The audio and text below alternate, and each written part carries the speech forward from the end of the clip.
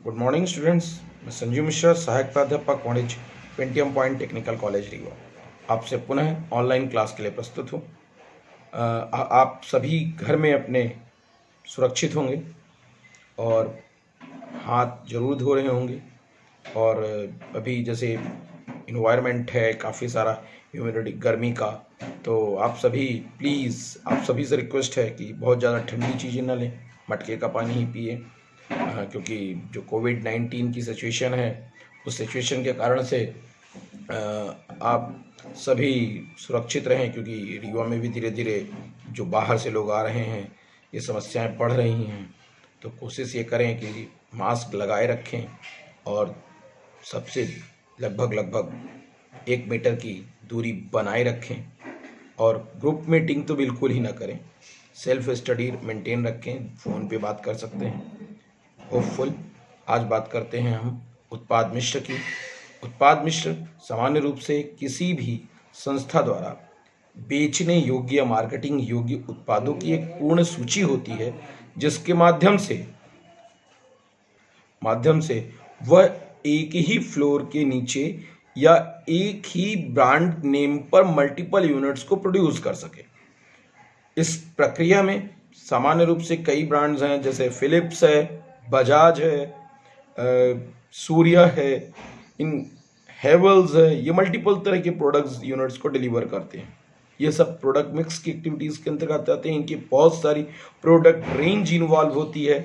इसका उद्देश्य अधिक से अधिक लाभकारिता को प्राप्त करना होता है।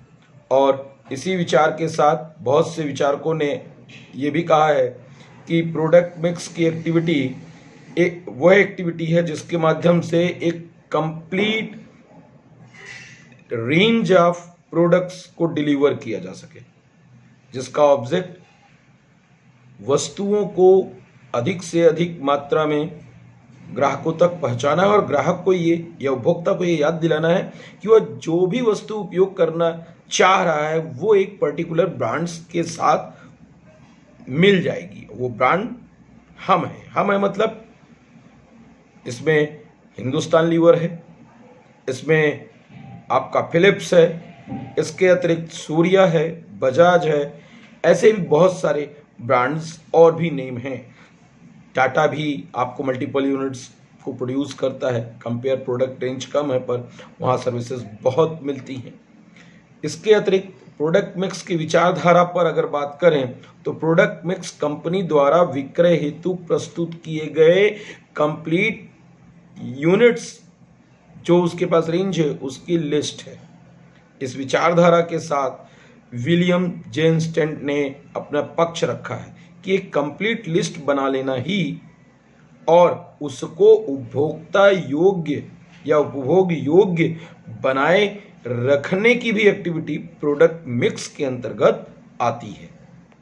प्रोडक्ट मिक्स की एक्टिविटी करने से सबसे बड़ा फायदा होता है कि विक्रय वृद्धि होती है, क्योंकि कोई ना कोई ब्रांड, कोई ना कोई वस्तु आपकी कंटिन्यू बिकती रहती है और वह बिक्री होते रहने से आपको ये पता भी नहीं चलने देते कि किन कारणों से प्रोडक्ट घटे हैं, पर इसका एक फायदा भी मिलता है।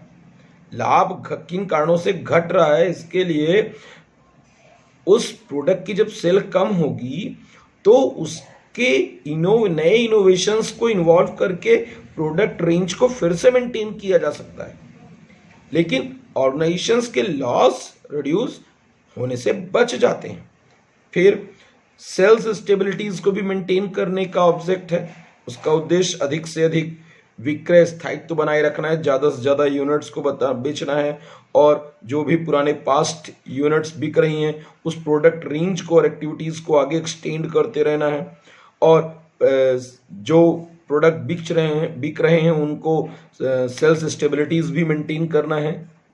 लाभ को बढ़ाए रखना है।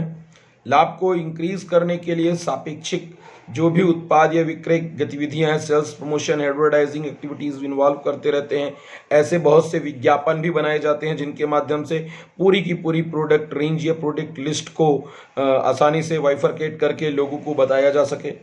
इस ऑब्जेक्ट को ध्यान में रखना है। लेकिन इसके सबसे बड़ी चीज़ें जब है प्रोडक्ट मिक्स इफेक्ट भी किन चीज़ों से होगी, वो होगी फाइनेंशियल इन्फ्लुएंस। वित्त की सही उपयोगिता तभी इम्प्लीमेंट हो सकती है जब वो नए मांग के आधार पर, नए चेंजेस के आधार पर नए प्रोडक्ट को इन्वॉल्व करे। और जब जितनी ज़्यादा प्रोडक्ट रेंज होगी उतना ज़्यादा वो मार्केट से लोन भी ले सकेगा नए नए उत्पाद को बनाने के लिए, क्योंकि प्रोडक्ट रेंज के आधार पर बैंकिंग सेक्टर से लोन मिलते हैं। इसके अतिरिक्त प्रोडक्शन इन्फ्लुएंस भी मेंटेन होता है, कंपनी की छवि भी पॉजिटिव होती है कि वो कंपनी कंज्यूमर्स की हर नीड्स को रिक्वायर्ड फुलफिल करती है। इसका सबसे बड़ा फायदा है कंपटीटर के अगेंस्ट वो अपने नए ब्रांड्स को, नए प्रोडक्ट्स को मार्केट में लॉन्च करके अपनी प्रोडक्ट रेंज को और एक्सटेंड कर लेता है। मार्केट में सरवाइव करना उसे आसान हो जाता है। बाजार में जो भी मांग परिवर्तन होता है उस मांग परिवर्तन को बहुत पॉजिटिवली इम्प्लीमेंट कर लेता है और साथ में मोटिवेशन या ट्रेंड्स या एक्टिविटीज़ को एक्सटेंड करना ऑब्जेक्ट होता है। इसके अतिरिक्त वह मार्केटिंग स्ट्रेटजीज को बिजनेस के रिक्वायरमेंट के हिसाब से चेंज कर सकता है। फिर बात करते हैं प्रोडक्ट लाइन और प्रोडक्ट मिक्स लगभग सेम है, पर प्रोडक्ट लाइन की जो एक्टिविटी है वो एक विशेष विचारधारा के साथ, एक ग्रुप के साथ, एक सर्टेन यूटिलिटी ऑफ प्रोडक्ट्स की एक होल रेंज को आइडेंटिकल रिप्रेजेंट करता है। प्रोडक्ट लाइन के माध्यम से कंटिन्यूटी में आप अपनी सर्विसेज को ऐसे चेन मेंटेन रखते हैं कि एक उत्पाद आया, उसकी मार्केट में डिमांड कम हो रही है तो उसी में कुछ नया इनोवेशन, नई एक्टिविटीज इन्वॉल्व करके उसके नए उत्पाद को इम्प्लीमेंट करना। जैसे एक एग्जांपल लेते हैं, पहले फ्रिज आते थे, बड़े आते थे, बहुत साउंड करते थे, उनके पीछे बहुत सारा मतलब उनका भार बहुत ज़्यादा होता था। धीरे धीरे उनकी लाइट वेटेड हुए, उनमें ग्राफिक्स आए, उनके कॉन्फ़िगरेशंस चेंज हुए। अभी तो जो चेंजेस हैं वो ये हालत है कि पहले बर्फ़ का सेगमेंट ऊपर होता था, आजकल नीचे कर दिया गया है, चेंज हो गया, जिससे कि ऊपर बाकी फ्रीज़र में बाकी आइटम सुरक्षित बचे रहें। टीवीज़ की बात करें तो टीवी सेगमेंट में भी पहले ब्लैक एंड वाइट टीवी हुआ करती थी, बड़ी बड़ी और काफ़ी भारी होती थी, फिर उनको धीरे हल्का किया गया।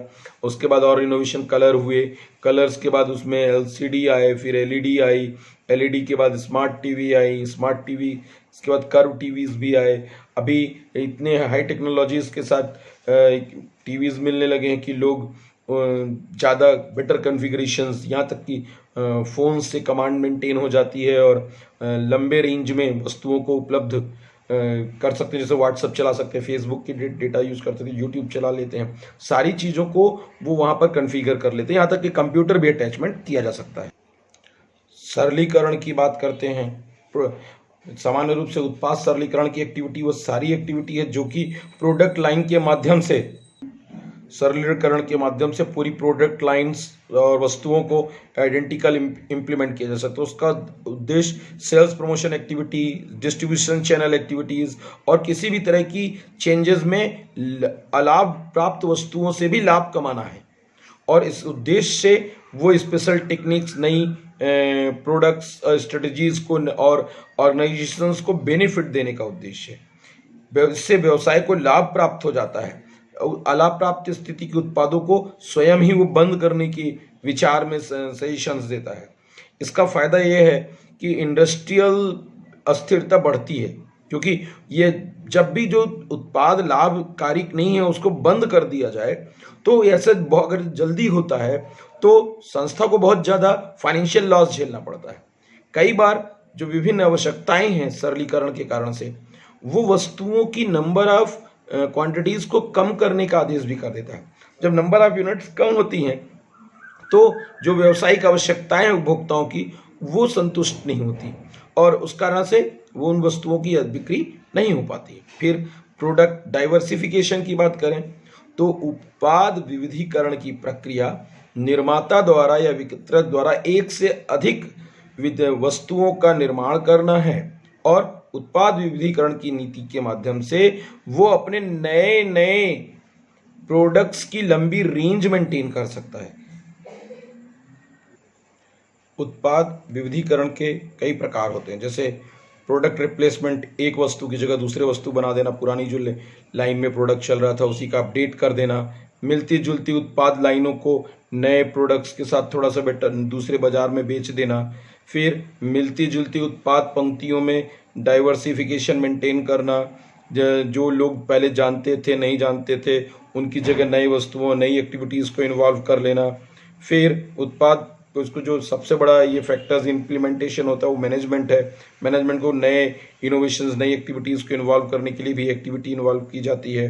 इसके अतिरिक्त जो नए इनोवेशंस और जो सामान्य रूप से उत्पादन कैपेसिटी को बढ़ाने के लिए भी प्रोडक्ट की सामान्य रूप से एक्टिविटीज़ इन्वॉल्व की जाती हैं, स्पेसिफिकेशन डाइवर्सिफिकेशन और स्पेसिफिकेशंस की। एक स्पेशल वस्तु विभिन्न प्रकार के प्रोडक्ट रेंज के साथ या पुरानी इनोवेशंस की कुछ कमी हो तो उसमें नया इनोवेशन इन्वॉल्व करके अधिकतम वस्तुओं को इम्प्लीमेंट किया जा सकता है। इसके अतिरिक्त लाभ में वृद्धि इस माध्यम से की जाती है। सीजनल जो भी चेंजेस आते हैं उन चेंजेस को आइडेंटिकल रिप्रेजेंट कर सकते हैं। कास्ट रिड्यूस किया जा सकता है। डिस्ट्रीब्यूशन चैनल्स को एक पूरा मौका मिलता है वस्तुओं को सतत रूप से मार्केट में एक्सप्लोर करने के लिए। कंज्यूमर्स ऑन डिमांड वस्तुएं मांगने लगते हैं।